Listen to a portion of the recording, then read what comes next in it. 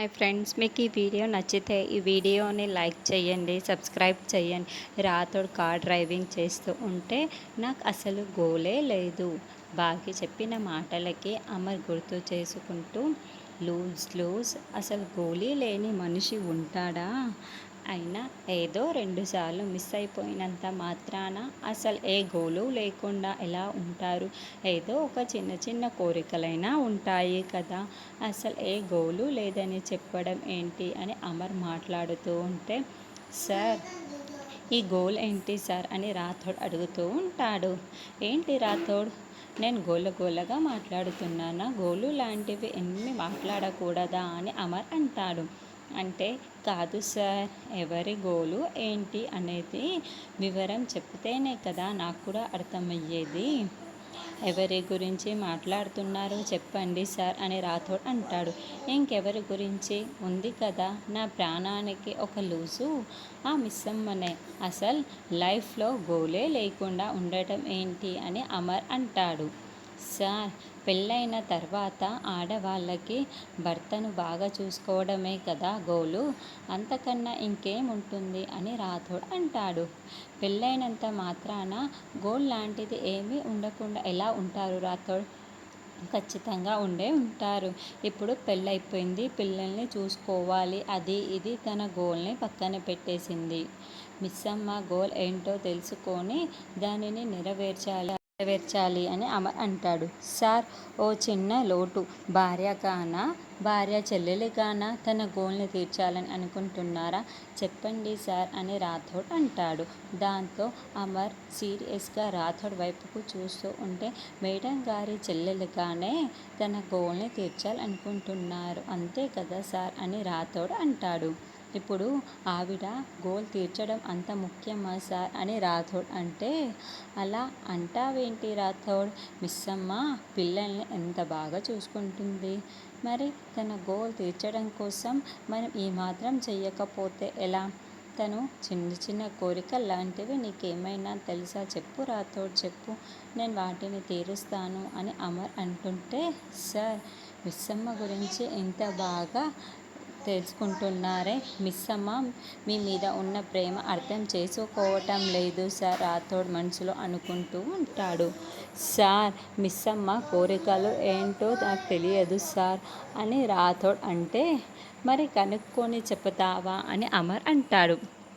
Sir, ఆడపిల్ల కదా sir, మీరు నేను అడిగితే ఎలా చెప్తుంది? ఒక పని చేద్దాం సార్, మిస్సమ్మ ఫ్రెండ్ కరుణ ఉంది కదా, ఆ అమ్మాయిని అడిగి తెలుసుకోమందాం సార్, ఆ అమ్మాయి ఖచ్చితంగా తెలుసుకొని చెప్తుంది సార్ అని రాథోడ్ అంటాడు.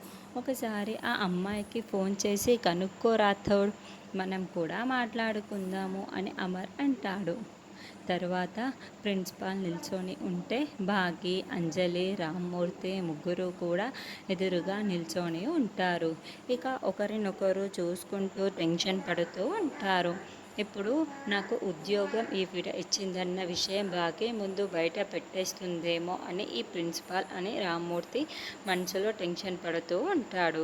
ఈ ముసలోడు మామూలోడు కాదు, కారు తుడుస్తాను, ఇంటి పని చేస్తాను అని ఏదేదో నా దగ్గర మాటలు మాట్లాడి, ఇప్పుడు నేను మాట్లాడిన మాటలన్నీ కూడా కూతురు దగ్గర కంప్లైంట్ ఇచ్చేశాడా? నేను మాట్లాడిన మాటలన్నీ ఈవిడకి చెప్పేసి ఉంటే ఇప్పుడు నేనేం సమాధానం చెప్పాలి అని ప్రిన్సిపాల్ మనసులో టెన్షన్ పడుతూ ఉంటుంది. ఈ భాగమతి నా సైడ్ చూడు ఎంత సీరియస్గా చూస్తుందో. ఈ భాగమతి అసలే చురుకైనది. ఈ ఒక్క విషయం పట్టుకొని నన్ను ముప్పు తిప్పలు పెట్టి ప్రాణాలు తీసినా తీసేస్తుంది. ఈ విషయాలన్నీ అప్పుడే ఆనంద్ గారికి చెప్పేసి ఉంటుందా అని ప్రిన్సిపాల్ అనుకుంటూ ఉంటే, ప్రిన్సిపాల్ గారు, నేను మీ ముందుకు వచ్చి నిల్చొని ఎంతసేపు అయ్యింది? నేను మీతో మాట్లాడతాం మీరేం మాట్లాడకుండా అట్లాగే నిల్చున్నారు ఏంటి అని మీరు అని ప్రిన్సిపాల్ అంటుంది. మీరు ఫ్రీగా ఉంటే మాట్లాడతాను అని భాగ్య అంటుంది. ఇప్పుడు లేదు, చాలా బిజీగా ఉన్నాను అని ప్రిన్సిపాల్ అంటుంది.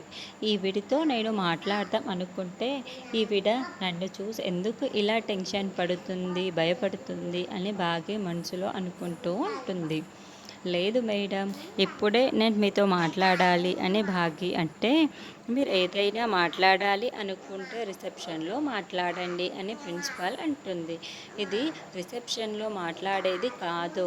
ఇక్కడ మాత్రమే మాట్లాడాలి. ఎందుకు మేడం నన్ను చూసి మీరు టెన్షన్ పడుతున్నారు అని బాగే అనడంతో, నేనెందుకు మిమ్మల్ని చూసి టెన్షన్ పడతాను అని ప్రిన్సిపాల్ అంటుంది. మరైతే కూర్చోండి తీరికగా మాట్లాడుకుందాము అని బాగి అనడంతో, ఆ!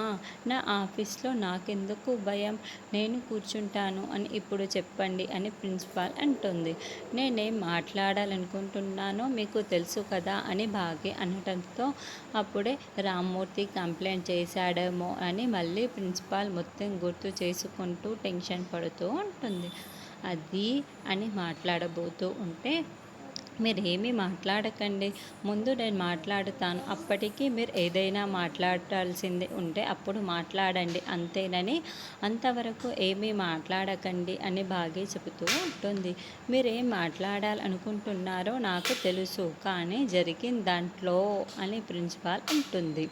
తప్పు జరిగింది, దానికి ఎక్స్ప్లెనేషన్ కూడా ఇవ్వాల్సి ఉంది, కానీ ఆయన వద్దామనుకున్నారు, కానీ బిజీగా ఉండి రాలేకపోయారు అని బాగి అంటే, ఆయన వచ్చి ఉంటే నా ఉద్యోగం పీకించేసి ఈ పాటికి నన్ను జైల్లో కూర్చుండబెట్టేవారు అని ప్రిన్సిపాల్ మనసులో అనుకుంటూ, చూడు మిస్ అమ్మ, ఇందాకే మీ నాన్నగారు ఇక్కడికి వచ్చి మాట్లాడారు అని అంటే, తెలుసు, నాతో మా నాన్న ఇందాకే చెప్పారు అని బాగే అంటుంది. ఆయన మీకేం చెప్పారో నాకు తెలియదు, కానీ ఆయన చెప్పిందంతా కూడా అబద్ధం అని ప్రిన్సిపాల్ అంటుంది. మా నాన్న నాకెందుకు అబద్ధం చెబుతారు అని భాగ్య అంటుంది. నా మీద కోపంతో చెప్పి ఉండవచ్చు, ఇంకేదైనా చెప్పి ఉండవచ్చు అని ప్రిన్సిపాల్ అంటుంటే, మీరేం మాట్లాడుతున్నారో నాకు అర్థం కావటం లేదు అని భాగ్య అంటుంది. అప్పుడే రామ్మూర్తికి, కాసేపుకి కూర్చొని రెస్ట్ తీసుకో అని అంటే, లేదంకుల్, నాకు పని ఉంది, వెళ్ళాలని. అసలే నా కాళ్ళకు దెబ్బ తగిలినట్టు అనిపించింది. మరి ఏమీ లేదే, మీరు ఎలా పడిపోయారు అని మనోహరి ఆలోచించుకుంటూ చెప్తూ ఉంటుంది. అసలు నేను కాలు అడ్డు పెడితే మనోహరి ఎలా కింద పడిపోయింది? నా కాలు అడ్డు పెట్టడం వల్లే పడిపోయిందా? మనం కూడా అంటే కొబ్బరి బోండం కింద పడిపోయింది. నేను అనుకోగానే అలా జరిగింది.